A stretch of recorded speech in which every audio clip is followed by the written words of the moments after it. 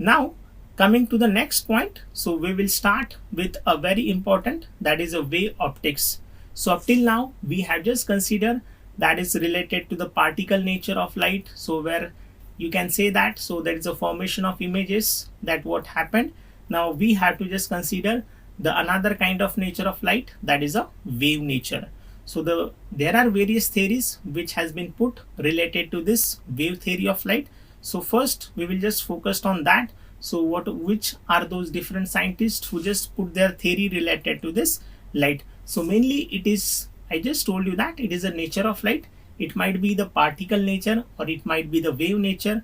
Sometimes the light behave as a particle and sometimes it behaves as a wave to just satisfy, or you can say that for certain experiments. So the first scientist, so that was the Newton corpusculars theory. So where he assumed that so source of light emit that small tiny particles in all the directions surrounding to it, and those particles will travel with a very high speed. So again, the next thing is that those particles are rigid, they are very lightweight and having the property of your elasticity. So again, the third thing, those corpuscles are going to enter into our eyes, and when it falls on our retina, we will get the sensation of light. The different colors of light are due to the different size of corpusculars. Yeah, so these are all the postulates or assumptions that you can say that about this Newton corpusculars theory. Yeah, so the first thing I told you that so these corpuscles that has been emitted by the source of light, they travel in this straight direction, so they travel with very high speed.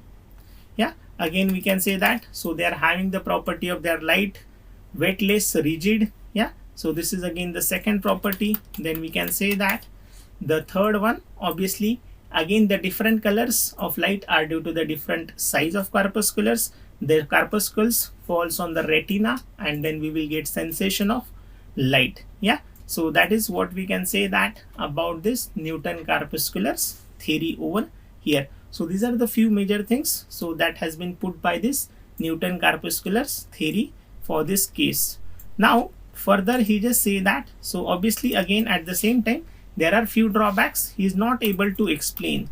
Yeah, so he is not able to explain the partial reflection, refraction, the concept of your interference, likewise diffraction.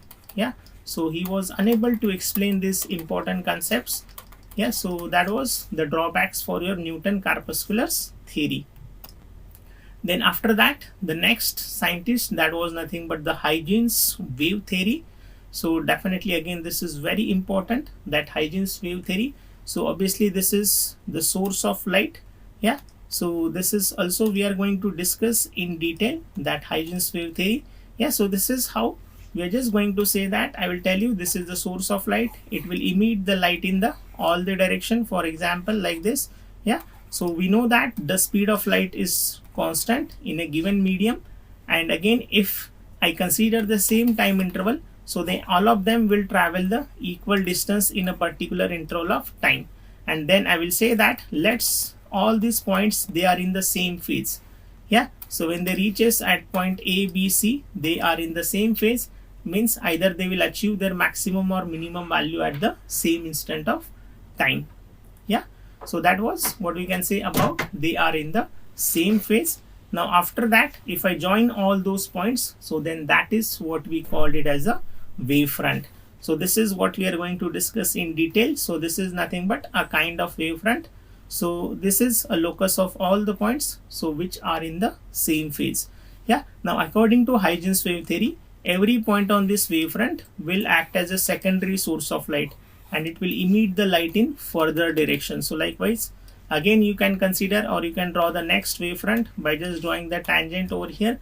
Again the next wavefront, likewise you will get the next wavefronts. Yeah, so the same thing which we have shown over here also, that was the Huygens wave theory. Then the Planck's quantum theory of light. So the light consists of energy in the form of that photon. So obviously those particles are moving, so that having the momentum as well as they're having some mass. So this energy transfer, how we have just shown, so it is just carry in the form of those particles. So with the help of this animation. So this, they are just carrying it. Yeah, so the energy get transferred from over here. So next thing, that electromagnetic nature of light waves. Yeah, according to that Maxwell also. So light is form of your electromagnetic wave because the light is traveling the same speed. The speed of light and the speed of electromagnetic wave is same. That is a 3 into 10 to the power 8 meter per second. Yeah, so that's why you can say that both of them are same. That means light is a form of your electromagnetic wave. So obviously we know that electromagnetic wave consists of your electric field vector as well as it consists of your magnetic field vector, and which are perpendicular to each other and perpendicular to the direction of propagation.